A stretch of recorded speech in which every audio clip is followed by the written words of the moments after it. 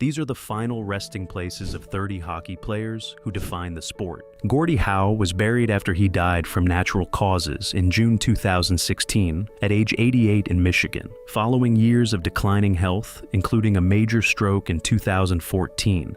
Mr. Hockey spent 26 seasons in professional hockey, primarily with the Detroit Red Wings, and is considered one of the greatest players ever to lace up skates. He died peacefully with his family by his side after a series of health issues. His funeral was attended by hockey royalty, with current and former players, executives, and thousands of fans paying respects. His grave has become a pilgrimage site for hockey fans who remember his incredible longevity, his physical style of play, and his numerous records. He played in 5 different decades, retiring at age 52. The Gordie Howe hat trick, a goal, an assist, and a fight, was named in his honor. His 801 NHL goals stood as the record for nearly 2 decades until Wayne Gretzky broke it. Maurice "Rocket" Richard was buried after he died from cancer in May 2000 at age 78 in Montreal, having battled abdominal cancer in his final years. The Montreal Canadiens legend and first player to score 50 goals in 50 games was given a state funeral in Quebec, an honor usually reserved for political leaders, reflecting his status as a cultural icon in French Canada. His funeral was held at Notre Dame Basilica in Montreal, with thousands of mourners lining the streets. Quebec Premier and Prime Minister attended, highlighting his importance beyond hockey. The Rocket Richard riot of 1955 is considered by many historians as a precursor to Quebec's Quiet Revolution. His grave has become a site of pilgrimage for Quebecois, who see him as more than an athlete, as a symbol of their cultural identity. His legacy transcends sports, making him one of the most important cultural figures in Quebec history. Bobby Hull was buried after he died from natural causes in January 2023 at age 84, passing away in his Illinois home, surrounded by family. The Golden Jet was one of hockey's most exciting players, known for his blazing speed and powerful slap shot that terrorized goalies throughout the 1960s and 70s. He was buried in a private ceremony, aged with the hockey world mourning the loss of one of its most charismatic stars. His career was legendary, split between the NHL's Chicago Blackhawks and the WHA's Winnipeg Jets, where his defection to the upstart league in 1972 gave it legitimacy. His slapshot was once clocked at 118.3 miles per hour. However, his career was complicated by allegations of domestic abuse from multiple ex-wives, which led to the NHL distancing itself from him in his later years. This complicated legacy means reactions to his death were mixed. Terry Sawchuk was buried after he died, from complications of injuries sustained in a fight in May 1970 at age 40. Dying from internal injuries after an altercation with his teammate and roommate Ron Stewart.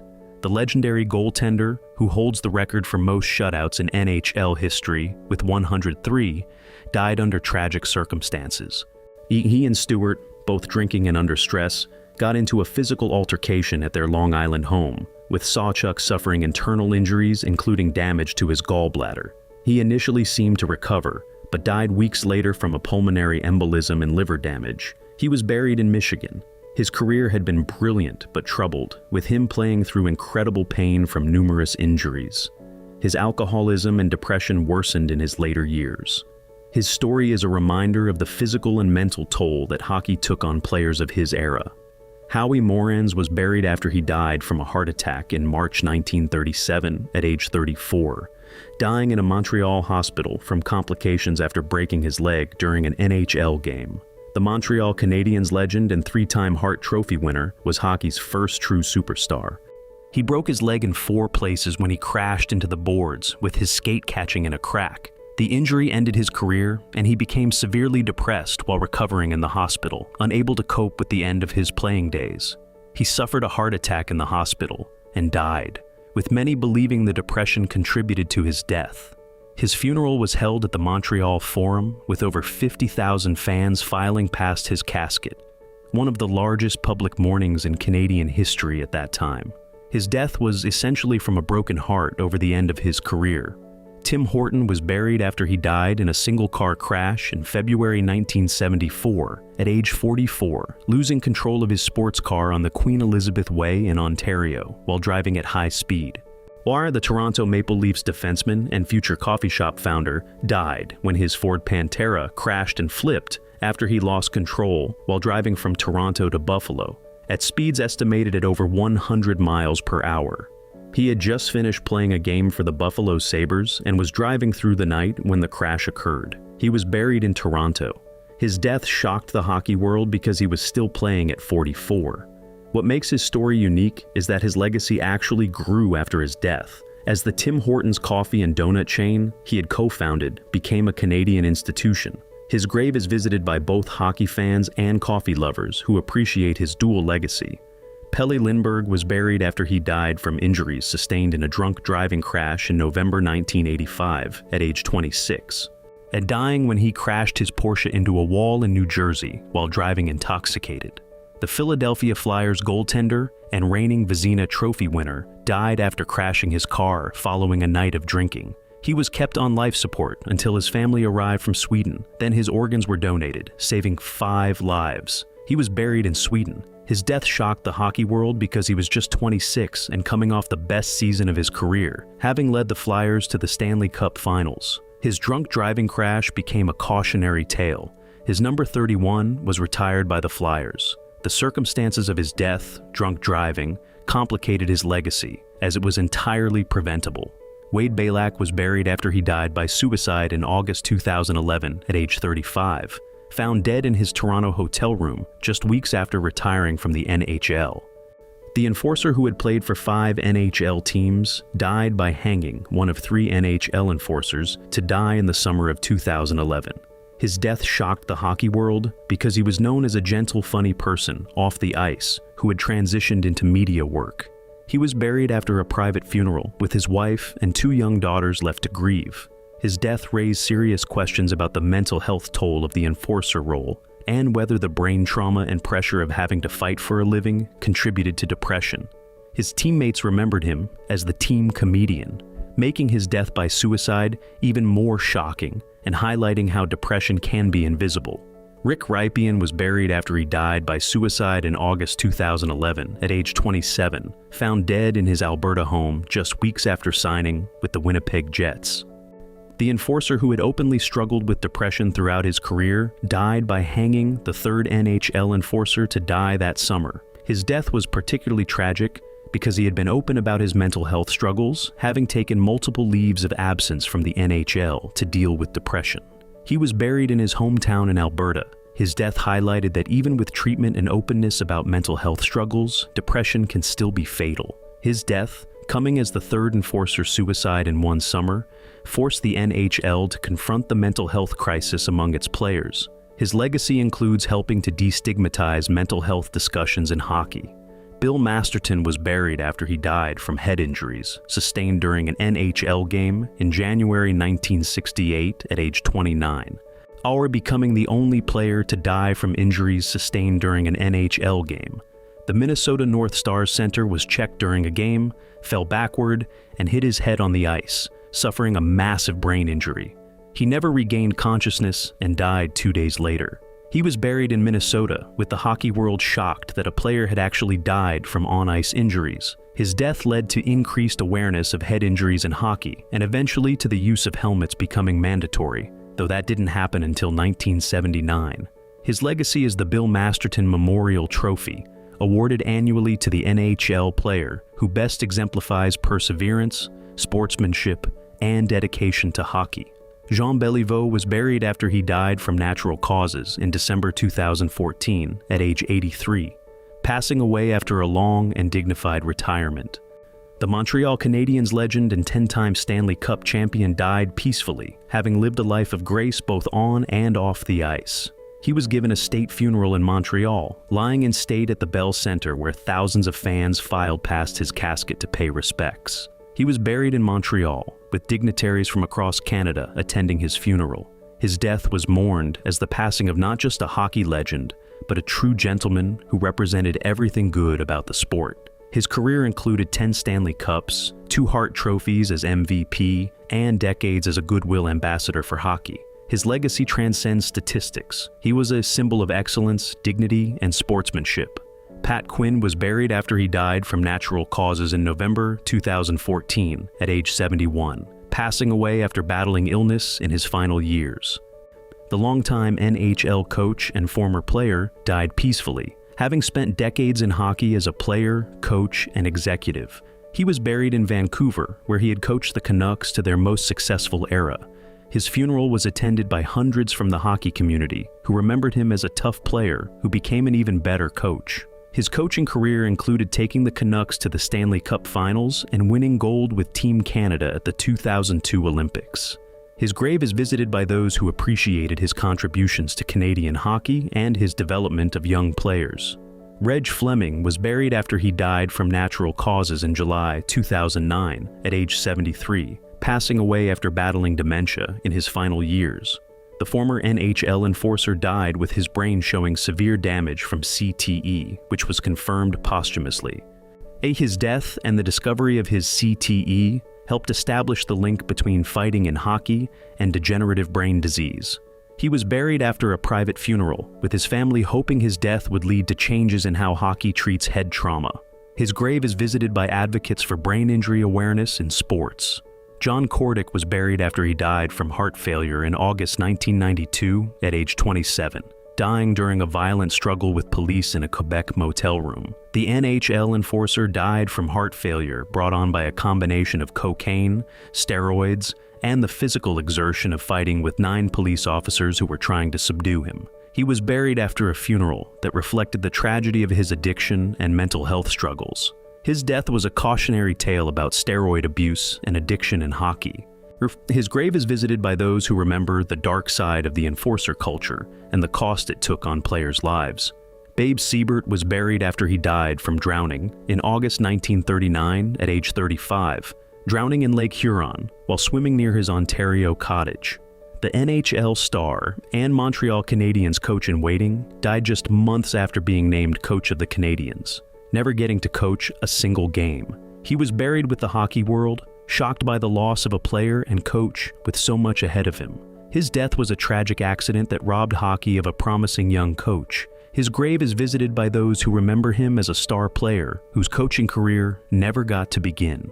Eddie Shore was buried after he died from natural causes in March 1985 at age 82, passing away after a long retirement.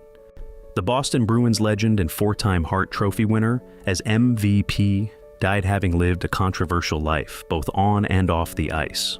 He was buried after a private funeral, with the hockey world remembering him as perhaps the greatest defenseman of his era. His career was marked by both brilliance and violence, including the hit that ended Ace Bailey's career. His grave is visited by those who remember him as one of hockey's first superstars and most controversial figures.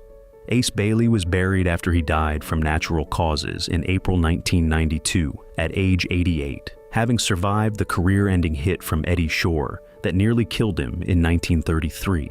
He lived 59 years after the hit that fractured his skull, attending the first All-Star game held as a benefit for him.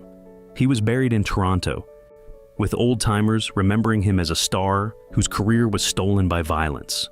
His grave is visited by those who remember how dangerous hockey was in its early days. Stan Mikita was buried after he died from natural causes in August 2018 at age 78, passing away after battling Lewy body dementia. The Chicago Blackhawks legend and 8-time Art Ross Trophy winner died peacefully after years of declining health. He was buried in Chicago, where he spent his entire 22-year career. His funeral was attended by Blackhawks legends and fans who remembered him as one of the greatest centers ever. His grave is visited by fans who remember his skill, his pioneering of the curved stick, and his transformation from dirty player to Lady Byng Trophy winner. His death was mourned as the loss of a Blackhawks icon. Henri Richard was buried after he died from Alzheimer's disease in March 2020 at age 84, passing away after a long battle with dementia. The Montreal Canadiens legend and 11-time Stanley Cup champion, more than any other player, died having won more championships than anyone in NHL history. He was buried in Montreal, with COVID-19 restrictions limiting the public mourning, but not the genuine grief of Canadiens fans. His grave is visited by those who remember him as the Pocket Rocket, who stepped out of his brother Maurice's shadow to become a legend in his own right. Guy Lafleur was buried after he died from lung cancer in April 2022 at age 70, passing away after battling the disease. The Montreal Canadiens legend and 5-time Stanley Cup champion died after quadruple bypass surgery and cancer diagnosis. But he was given a state funeral in Montreal, lying in state at the Bell Centre with tens of thousands paying respects. His grave in Montreal receives constant visitors who remember the flower as the embodiment of Montreal hockey glory in the 1970s. His death was mourned across Canada as the loss of one of hockey's most graceful and exciting players. Ted Lindsay was buried after he died from natural causes in March 2019 at age 93, passing away as one of the last connections to Detroit's dynasty years of the 1950s.